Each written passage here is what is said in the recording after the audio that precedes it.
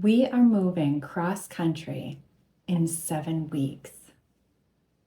We still have so much to do to get ready, but we've been making so much progress. And I invite you to subscribe if you'd like to follow our journey. In week 7, we got a lot done in preparing the house to put on the market before we move to California. I finished the guest room. I painted the walls and the trim. We moved all of the items out of the room. I washed the floors, and my husband packed up all the decor and the stuff on the walls. We moved a lot of things out of there. The furniture that we're keeping, we put back in the center of the room, and we need to cover that because the painter will come to paint the ceiling next week. I touched up the paint on the cabinets in the kitchen. I just did the lower cabinets. They tend to get the most marks and scratches due to, just grabbing on a cabinet and not actually using the knob, and the food spilling and dropping. And if you have a kitchen, you know what I'm talking about. I also got all of the walls in the kitchen painted. But before I could do that, we had contractors here for 8 weeks, and those contractors made a huge mess. So there was dust and grossness on top of all of the cabinets, on top of the refrigerator, behind the refrigerator, that I needed to clean up before I could get to painting. And between the cat hair and the dust, there was some pretty satisfying cleanup done behind the refrigerator. For those of you who like before and afters, please enjoy this little cleaning montage of my gross kitchen. So while I've been doing the painting in the house, my wonderful husband has been doing the job of packing up all of the decor and the pictures in various rooms. So our house is currently in disarray. As you could imagine, when preparing a home to move, you are living kind of out of half of your home while the rest is being packed up for transport. And here's a view of our hallway leading into the living room and dining room. And this is right after we had cleaned out the guest room, where my husband was packing up a lot of the items that we are taking with us. And he's doing a great job packing everything up and putting it out of the way and leaving walkways. And it's definitely a work in progress. The rent check is sent out for the new place. The utilities are set up for the new place. The contractors are completely done in the house. The electrician is completely done.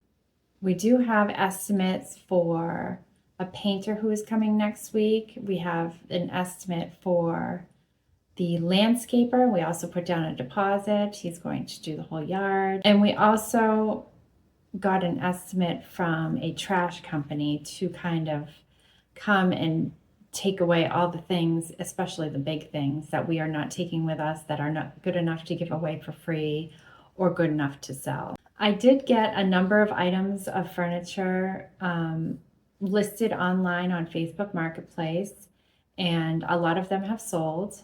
I still have more to do. I need to clean them off before I post them, which takes time, and finding time lately is slim. So on Sunday, we had to meet up with a couple of buyers that had reached out to me on Facebook Marketplace, and we were going to meet in Morsville.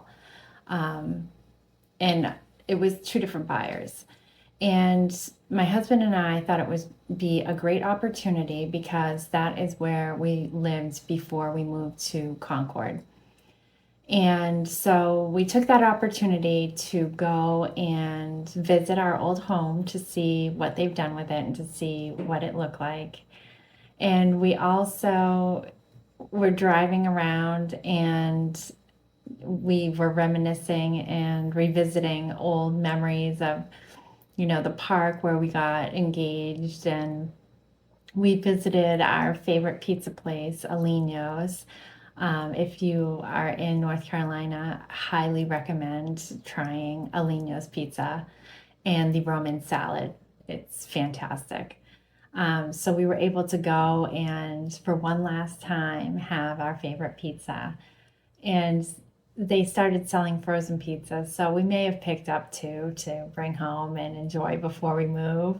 And so we have really no reason to come back and visit.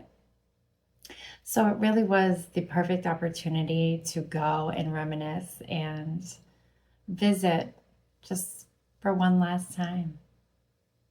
This 7-week countdown began because my husband and I were laying in bed one night, and it suddenly clicked to me that we had 7 weeks left before we were moving cross country. And that mental checklist ruminating through my head, just of all the things that I still had to do, all the rooms I needed to paint. It was 7 rooms in 7 weeks, and panic kind of set in. And I think that my panic transferred over to my husband, who then began panicking as well. So after that discussion of all the things that we needed to do, checklists were made for things we still needed to do. We made a list of everything. That way, it wasn't just a list in our head, it was physically on paper, and we could tangibly see all the tasks we still needed to do. And this was extremely helpful. The day after we had that conversation, my husband sat down and just made phone call after phone call, getting a number of things done, setting up the internet at the new place, setting up the gas and the electric. And we already have the movers booked and deposited. The car transport company is already booked. Our flights with the cats is booked. My husband took the cats to the vet and got them some relaxation medicine. I don't remember the name for the flight. So they will not be freaking out on the plane. They've never flown before. He also went on Amazon. He looked at the dimensions of the travel bags that we would be transporting the cats in. He even got one of those trolleys, a push cart that you put the cats in their carriers on for the airport. This guy, I am so grateful for him. He just went above and beyond. And he's just been wrapping and packing. And if he is unsure if we are keeping the item, he's leaving it on the shelf, and I'm saying yes, no, yes, no. And so it's just been great teamwork, and he's spearheading the whole thing, and he's doing such an amazing job. I am so grateful.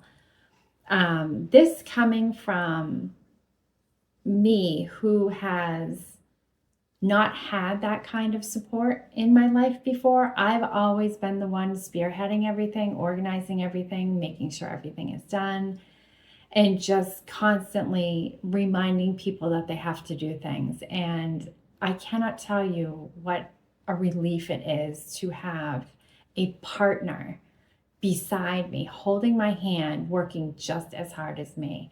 And I cannot tell you just how grateful I am to have that in my life, because I've never had it before now. And at first it was hard to accept, but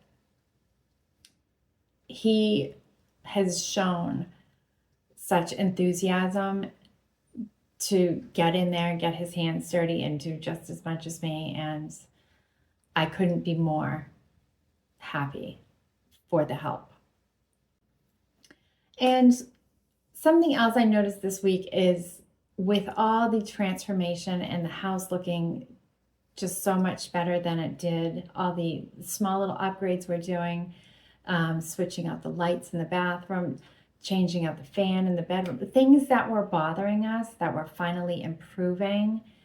There's a bit of sadness because these changes are finally happening. We've wanted them for a couple years and we don't get to enjoy them. It is fall spring here in North Carolina, and all of the tulips and all of the daffodils and the lilies, and the garden is waking up. And every year when spring hits, I am outside after work for hours just playing in the garden. And that is my physical exercise for the spring season, I'm not gonna lie. But it also gets me outside. It gets vitamin D and sun and just the microbes from playing in the dirt. And it really gets me out of that winter funk. And being stuck in the house, painting and packing and cleaning, I really am truly missing being in the garden. And we're selling our home and moving into a rental. So the next place that we move, I won't have a garden. So I think I'm grieving that a little bit. I will be able to have a patio garden, but it's not the same thing as playing in soil and breathing in those microbes, which, you know, is very good for your body and, you know, your mood and your brain. And so I find that that is something that I'm grieving. And hiring the landscapers, they'll be doing a lot of the outside work. I do get to dabble here and there. I've only been outside maybe twice. But I mean, I'll take what I can get. You know, when I was cleaning the top of the cabinets before I could paint in the kitchen, I had been dreading doing the monumental task of cleaning on top of the cabinets. It had been one of those checklist items that just is going, ruminating, knowing, and it just was so heavy on me. It was just monumental in my mind. It was so big. I didn't want to start it. I didn't want to do it. And once I was doing it, I didn't mind. And I was happy to be done. And it was such a weight lifted off of my shoulders. And I really, moving forward and looking at my checklist, I'm going to look at the things that are heaviest and I'm going to tackle those first. I really think it will be beneficial to my mental health just to get that weight lifted off of me. So in trying to cope with all of the stress of everything that's happening in my life, I've dedicated to doing one thing every day after work. Weekends, I'm going full throttle, but during the week, I'm only doing one thing after work. And Friday night, even though I took it off, I did do one thing, one small thing. I took up the painter's tape off the kitchen floor from painting the base of the kitchen cabinet. So I did remove the tape. I did do something, you know, that was checked off the list. And having all of those checklists really helps kind of keep us on task, let us know what still needs to be done. That way I don't have the mental checklist ruminating in my cranium, which weighs on me more than just opening my phone and looking at my notepad and seeing what is next on the list. Checklists are very, very helpful. I hope you enjoyed the video and I hope you have a great week. I'll see you next week for 6 weeks to go. Thank you for watching.